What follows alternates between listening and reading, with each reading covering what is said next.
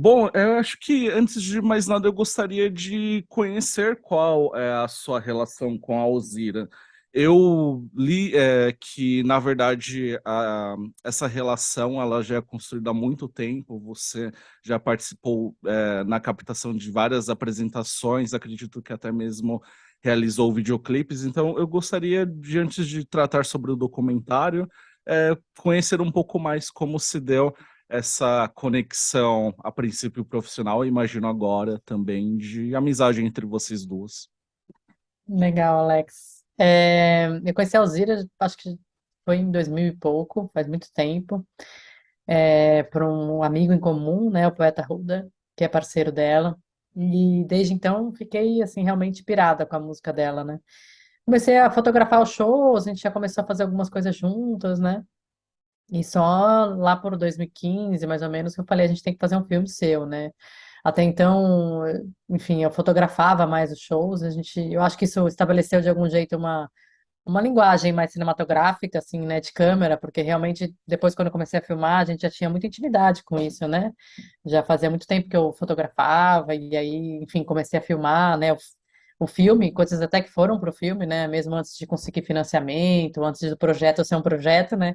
Que eu acho que essa é uma dúvida, né? Que horas que é o projeto do filme, né? É quando você pensa no projeto, quando você idealiza, quando você começa, quando você consegue um financiamento, né? Porque são muitas etapas, né? Um financiamento, outro, entrar em festival, depois distribuir, depois vender para TV, enfim, são muitas etapas, né? Mas a Alzira foi isso, a gente foi construindo uma linda amizade, assim, foi conhecendo a família dela, conhecendo as pessoas cada vez mais, somente nos últimos 5 anos para o filme, né? E a gente estabeleceu uma amizade muito grande, assim, eu acho que eu também comecei a fazer os videoclipes e vídeos, cine-cenários para banda corte dela, né, a banda de rock. Então a gente foi realmente criando uma linguagem audiovisual, acho, sabe? De muita confiança também, de muita parceria, assim, nesses Uhum. anos todos. Me chama muita atenção o fato de eu ter revisto o seu filme poucas horas depois de ter assistido ao documentário da Maria Bethânia, dirigido pelo Carlos Jardim, que é o Maria, Ninguém Sabe Quem Eu Sou. Aliás, quem sou eu? E eu acho curioso o tratamento que se tem do artista que está sendo retratado tanto no seu documentário quanto esse, ou em outros brasileiros que são realizados. Uma vez que o seu documentário ele me apresenta como uma distinção, o fato de você realmente estar bem próxima da artista, ao invés de ser apenas aquele depoimento que é colhido, talvez em um, no máximo 2 dias, em um único cenário. Você, de fato, faz uma imersão no universo criativo e pessoal da Alzira. E dentro dessa observação, eu tenho muita curiosidade de saber em relação à questão dos arquivos, né? Porque eu não sei se de fato procede, mas a sensação que me causou é de que a Alzira, por ser uma artista, inclusive independente, talvez talvez tenha acontecido alguma dificuldade de conseguir um bom número de arquivos. É uma impressão ou de fato foi um tanto. Existe algumas lacunas em relação aos arquivos durante essa trajetória que dura que dura, né, 45 anos aproximadamente. Acho uma ótima pergunta, assim, eu acho que como ela é uma artista independente, foi bem difícil, assim, né? Por quê? Porque, claro, se Maria Bethânia, você procura nas principais emissoras, e, enfim, procura por palavra-chave, eles te mandam, um minuto vale X, e você paga, licencia, acabou, né? Quer dizer, quando é uma artista como a Alzira, que não, se você vê, grande parte do filme é arquivo, né? Tem muito uso de arquivo, mas para isso a gente trabalhou com três pesquisadores, um só em Campo Grande, e aí tinha aqueles arquivos lindos, né? Aquele arquivo da família Espíndola no circo, aquele arquivo deles no MIS, né? Você vê como é importante as instituições culturais que estão sendo apagadas cada vez mais, né? Um acervo lindo. Um outro pesquisador que trabalhou com essas que a gente chama profissionais, né? Aí falou com a TV Cultura, SBT, Globo, todos esses canais. os profissionais, né? E uma pessoa que foi só encontrar com os amigos da Alzira, pessoalmente, casa a casa, e pegar os acervos, os arquivos, né? Então a gente tinha bastante arquivo biográfico da família, aqueles arquivos da família junto, o arquivo da Alba, né, que é a mãe de Alzira, que a gente conseguiu com um dos irmãos da Alzira, né, com o GR, com o filho dele. Então, acho que teve um trabalho de três pesquisadores, assim, porque realmente não foi fácil encontrar, né? Por exemplo, eu sei que ela tinha feito muito shows no Sesc, né? Shows quando ela chegou aqui, né? Mas eu não conseguia encontrar esses arquivos, porque o Sesc não tinha um acervo, tinha assim. E aí também tinha uma questão problemática também, que eram as pessoas que eram os autores, então não era fácil, porque quando uma Globo, por exemplo, e eu sou fotógrafa da Globo, eu já, quando faço contrato, já assino que é o direito autoral da Globo, então ela vende para mim. Quando é uma coisa mais independente, eles não sabem nem quem fotografou, então era muito difícil de conseguir licenciamento, né? Então foi uma questão bem complexa do filme, né? Eu fiquei feliz com o resultado, com tudo que a gente conseguiu, mas isso mostra mais uma vez a importância da gente ter esses acervos, né? Eu acho que uma vez o Renato Vallone, né, que é um dos consultores de montagem do filme, que é um cara que eu gosto muito do cinema dele, né? Ele falou para mim isso, assim, cara, eu acho que a gente tem que pensar isso no filme daqui a 40 anos, né? Preservar esse filme para as pessoas verem, né? Que família musical era essa? Quem era a Alzira? E esses filhos da Alzira que agora já estão com filhos e essa cultura toda do Mato Grosso e o Pantanal, né? Aquele Pantanal em 8 mm no começo do filme, em rosa, que ele tem aquelas cenas dos bichos, linda. Aquilo eu achei no YouTube, era um pastor que tinha ido lá filmar e tinha postado no YouTube. Eu fui atrás dele pelo YouTube. Ele foi super legal e licenciou as imagens pra gente. Então, eu acho que é isso, tem uma falta muito grande, né, de acervo, por exemplo, TV Manchete, cadê o acervo da TV Manchete? Ninguém acessa aquilo, né, tá numa briga judicial, ninguém sabe onde tá, MTV, as coisas da MTV, cadê as coisas, né, a TV Cultura tinha bastante coisa, né, eu acho que é bem o nicho da Alzira, né, a TV Cultura tinha bastante coisa, a SBT umas duas coisas só, e a Globo tinha aquele clipe do Lírio Selvagem, tinha uma ou duas incidências só, o resto foi tudo independente com as pessoas mesmo. Eu imagino que talvez esse documentário tenha apresentado aí um sem número de desafios, porque além da direção, você assumir a fotografia e também me chama muita atenção o fato de você ser a responsável pela montagem. Como que foi depois de ter esse material bruto em mãos, fazer todos esses recortes até de fato ter esse filme que hoje é apresentado ao público?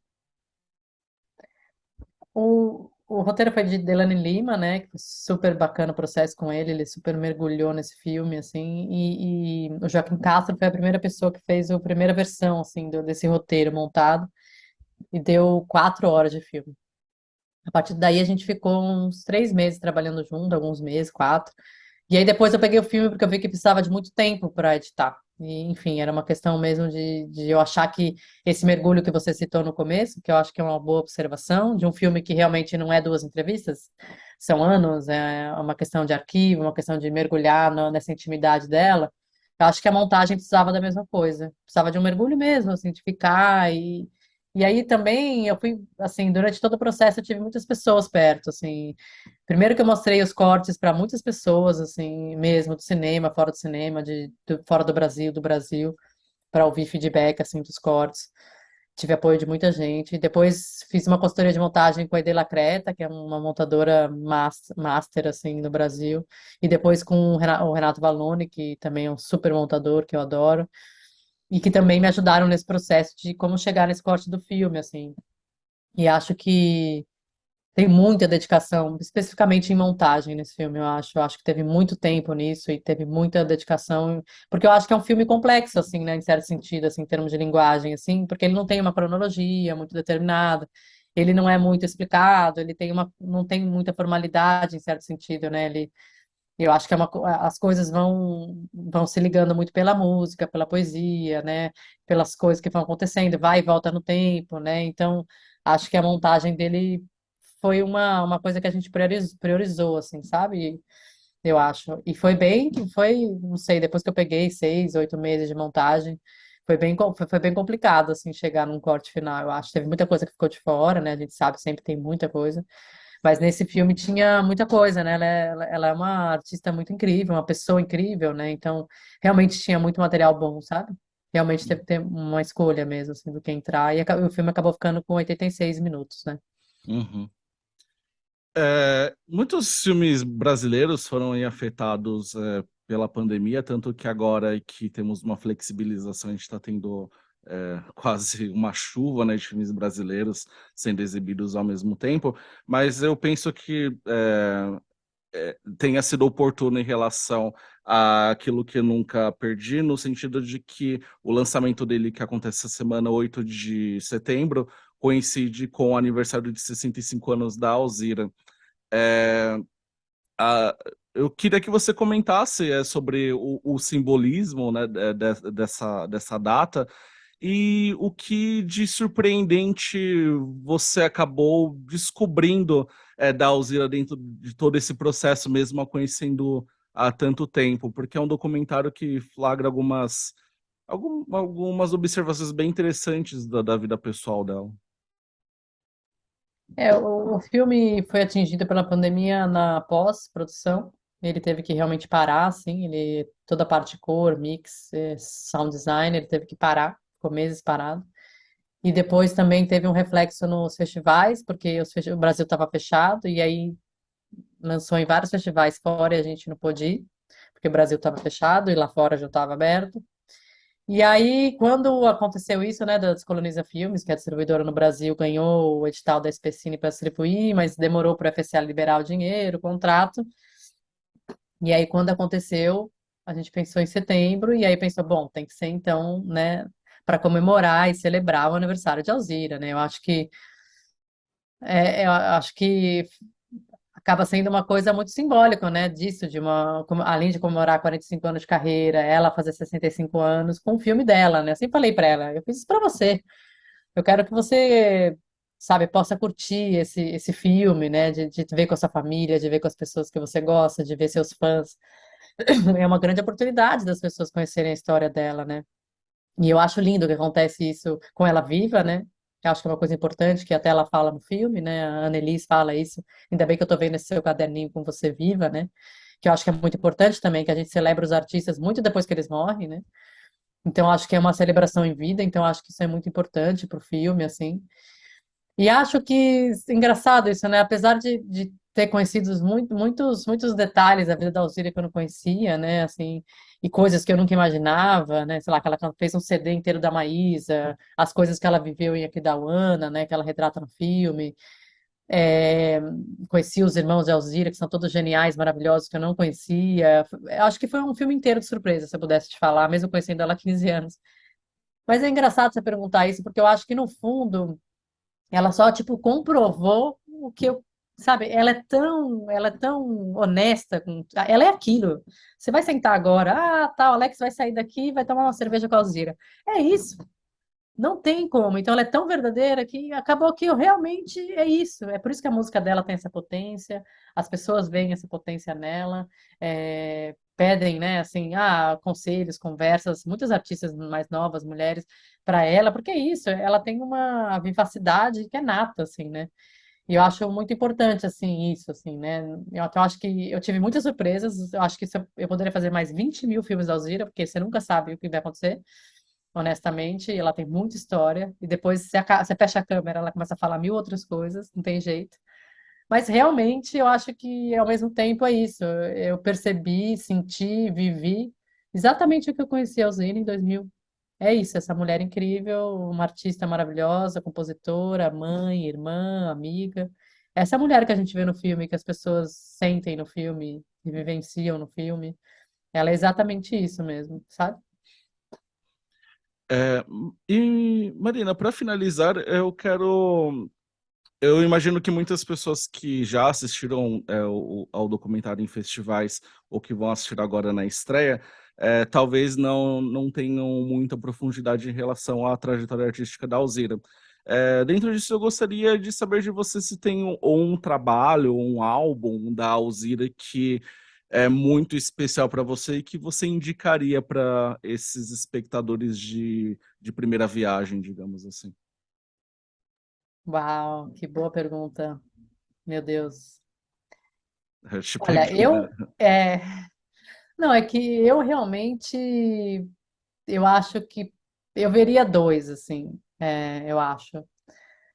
É, talvez o que vim fazer aqui, que é o CD que ela toca músicas de Itamar, que é maravilhoso, que ela fez shows, né? Vários shows na Virada Cultural, no Anhangabaú. É um show super astral, maravilhoso. Então o CD chama Aquilo que eu nunca. O que vim fazer aqui, né? Que é só músicas de Itamar, que é maravilhoso, que é toda essa encontro dela com Itamar, né, em São Paulo, e é um CD maravilhoso. E eu ouviria o CD do Corte, que é essa banda dela nova, né? E que é maravilhosa, rock and roll, e que ela canta músicas principalmente do Poeta Arruda e do Tigana Santana, né? E músicas dela, com essa banda do Corte, né? E a gente até criou uma lista no Spotify. Se você procurar Aquilo que eu nunca perdi, tem lá o playlist do filme, com as músicas do filme. E aí tem de tudo, porque tem Almir Sater, tem Ney Matogrosso, tem ela com TT. Eu acho que é bem bacana, assim, ficou bem bonita a lista, que são as músicas do filme no Spotify. É só procurar Aquilo que eu nunca perdi. Tem lá uma lista, eu acho que recomendo, assim, para conhecer um pouco mais do trabalho dela. Ah, perfeito, Marina. Eu vou linkar então, eu vou buscar essa playlist e vou linkar junto com essa entrevista quando for publicado. Muito obrigado pela sua disponibilidade de conceder essa entrevista e desejo Obrigada a melhoras você. aí em relação à Covid. Obrigada pelo espaço, desculpa aí a voz anasalada. Obrigada pelo espaço, espero que vocês gostem de ver o filme no cinema e viva o Ziraí. Obrigada. Obrigado, Marina. Um abraço. Abraço.